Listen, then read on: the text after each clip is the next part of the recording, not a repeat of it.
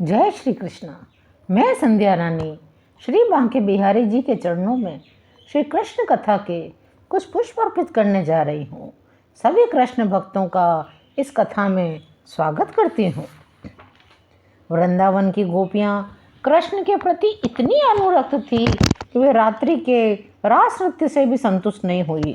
वे दिन में भी उनके सानिध्य का रस लूटना चाहती थी।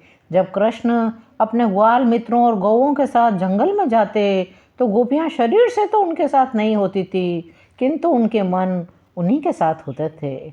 मन के चले जाने पर वे वियोग की प्रबल भावना से उनके संग का आनंद ले सकती थी। वियोग की इस प्रबल भावना को प्राप्त करना ही भगवान चैतन्य तथा उनकी गुरु परंपरा के गोस्वामियों का लक्ष्य रहा है। गोपियाँ परस्पर कृष्ण के विषय में चर्चा करती। एक सखी कहती, सखियों क्या तुम जानती हो, कृष्ण जब भूमि पर शयन करते हैं तो वे अपनी बाएं भुजा के बल लेटते हैं, उनका सिर उनकी बाएं भुजा पर टिका रहता है। दूसरी कहती है, वे कोमल अंगुलियों से बांसुरी बजाते समय अपनी आकर्षक भौहें मटकाते हैं। बंशी की ध्वनि सुनकर स्वर्गलोक के निवासी अपनी पत्नियों सहित आकाश मार्ग से जाते हुए अपने विमान रोक देते हैं, क्योंकि यह उन्हें चकित करता है। जब विमान में बैठी देवताओं की पत्नियां अपने संगीत पर लज्जित हो उठती हैं, इतना ही नहीं वे दाम्पत्य प्रेम से पीड़ित हो उठती हैं। उनके केश कलाप चुस्त वस्त्र शिथिल होने लगते हैं। दूसरी गोपी कहती है, हे सखी, कृष्ण इतने सुंदर हैं कि लक्ष्मी जी सदैव उनके वक्ष स्थल पर निवास करती है। वे गले में सदैव सुनहरी माला पहने रहते हैं। कृष्ण का वंशी वादन इतना मोहक है कि पशु तक मोहित हो जाते हैं। हम लोगों का तो कुछ कहना ही नहीं है। एक अन्य गोपी कहती है, सखियों पशुओं की तो बात ही छोड़ दें, यहाँ तक कि वृंदावन की नदियाँ और सरोवर जैसी जड़ वस्तुएं भी कृष्ण को सिर पर मोर पंख लगाए और वृंदावन की रज में लपेटे देखकर चकित रह जाती हैं। वे बांसुरी बजाकर जब गौओं और बलराम को बुलाते हैं तो यमुना नदी बहना बंद कर देती है, उनके कमल चरणों की धूल लेने की प्रतीक्षा करती है। बेचारी ये यमुना भी हमारी तरह अभागी है, इसे भी कृष्ण की कृपा प्राप्त नहीं हो पाती। कृष्ण की अनुपस्थिति में गोपियाँ निरंतर आंसू बहाती रहती थी। कभी उन्हें आशा भी बनती कि वे आ रहे हैं तो विलाप करना जल्दी से बंद कर देती। जब गोपियाँ देखती वे तो नहीं आ रहे हैं, निराश होकर पुनः रोने लगती। कृष्ण आदि भगवान समस्त विष्णु रूपों के मूल हैं, सारे ग्वाले देवता हैं। भगवान विष्णु, शिव, ब्रह्मा, इंद्र, चंद्र आदि देवताओं से सदैव पूजित रहते हैं और घिरे रहते हैं। जब श्री कृष्ण वृंदावन के जंगल में विचरण करते हैं, गोवर्धन पर्वत जाते हैं, सारे ग्वाल बाल उनके साथ होते हैं। वे अपने गौओं को पुकारने के लिए बंसी बजाते हैं। जंगल के सारे वृक्ष, लताएं, अन्य वनस्पतियां उनके सानिध्य मात्र से ही कृष्ण भावना भावित हो गई हैं।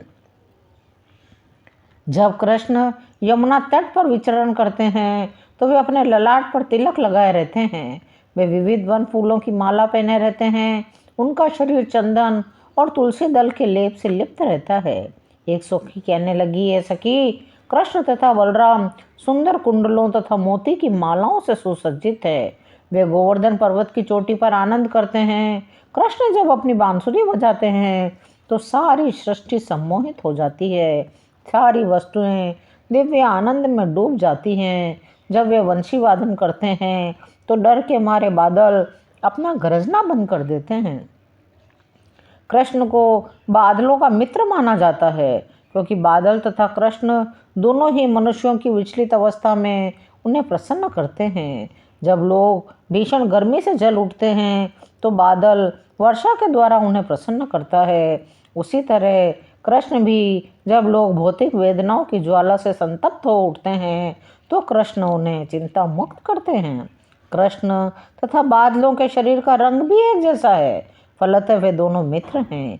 एक गोपी माँ यशोदा से जाकर कहती है, हे माता, आपका पुत्र ग्वाल बालों में सर्वाधिक पटु है। वह समस्त विभिन्न कलाएं जानता है, किस तरह गायें चराई जाती है, किस तरह बांसुरी बजाई जाती है। वह अपने गीत स्वयं रचता है और अधरों पर वंशी धरता है। जब वह वंशी बजाता है तो सुबह हो या शाम शिव, ब्रह्मा, इंद्र, चंद्र जैसे सारे देवता उन्हें मस्तक झुकाते हैं, बड़े ध्यान से उनकी बंशी सुनते हैं। एक अन्य गोपी कहती है, हे सखी, जब कृष्ण अपनी गौओं समेत घर लौटते हैं, पृथ्वी को गौओं के चलने से जो पीड़ा होती है, वो कृष्ण के चरण चिन्हों से, जिसमें ध्वजा, वज्र, त्रिशूल और कमल के फूल अंकित हैं, उनसे दूर हो जाती है। वे हाथ में बांसुरी लिए रहते हैं, हम तो उन्हें देखकर ही उनका साथ भोगने के लिए कामाभिभूत हो जाती हैं। उस समय हमारी गति बंद हो जाती है, हम तो इतना तक भूल जाती हैं कि हम कैसी लगती हैं। कृष्ण के पास सहस्त्रों गायें थी, सबको रंगों के अनुसार टोलियों में बटी थी, रंगों के अनुसार ही उनके नाम थे। एक अन्य सखी कहती है, जब कृष्ण लौटते हैं तो तुलसी की माला पहने रहते हैं, वे अपना हाथ किसी ग्वाल मित्र के कंधे पर रखे रहते हैं और अपनी बंसुरी बजाना प्रारंभ करते हैं।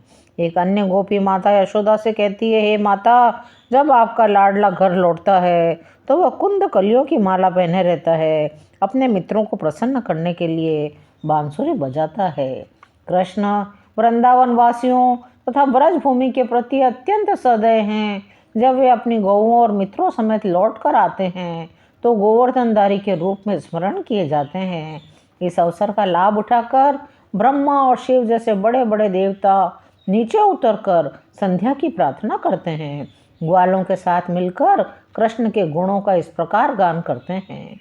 कृष्ण देवकी के गर्भ रूपी समुद्र से उत्पन्न चंद्रमा के जैसे हैं।